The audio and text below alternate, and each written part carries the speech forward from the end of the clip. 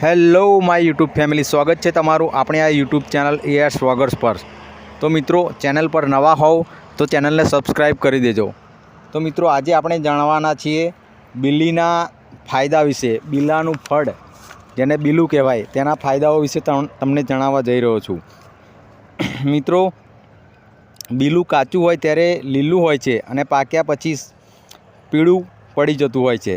તેનો સ્વાદ મીઠો અને સહેજ તુરો જાંબુને મળતો આવે છે। બીલી આમ તો ગુણમાં ગ્રાહી, દીપન વાતનાશક છે અને મગજ માટે શીઘ્ન તથા આંતરડાને બળ આપનાર છે। બીલીના શ્વાસને લગતા ફાયદાઓ જાણીએ મિત્રો। દવામાં એના મૂળની છાલ, પાન અને ફળોનો ગર્ભ વપરાય છે। એનો મુરબ્બો પણ બનાવવામાં આવે છે। શિયાળામાં એના ફળ લાવીને સૂકવી અંદરનો ગર્ભ દવા માટે બંધ વાસણમાં સંભાળીને રખાય છે। તેના પાન કટુ, પૌષ્ટિક તથા સોજાને હરનાર છે। જ્યાં ઘા થયો હોય તો તે સોજાને જલ્દી રૂઝાવે છે અને નિંદ્રા પણ લાવનાર છે। મિત્રો, બીલીના ફળને બીલા કહેવામાં આવે છે। તે યકૃત તથા જઠરની બળતરામાં વપરાય છે। તેના ગર્ભમાં ગાહી ગુણ રહેલો હોય છે। આંતરડામાં છિદ્ર પડી ગયું હોય અને પરુ નીકળતું હોય તો તેને મટાડવામાં પણ બીલી ઉત્તમ કામ કરે છે।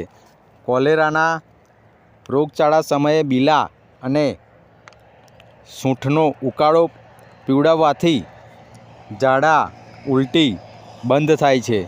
કેટલીકવાર તેમાં જાયફળ નાખવાથી તાત્કાલિક ઝાડા બંધ થાય છે।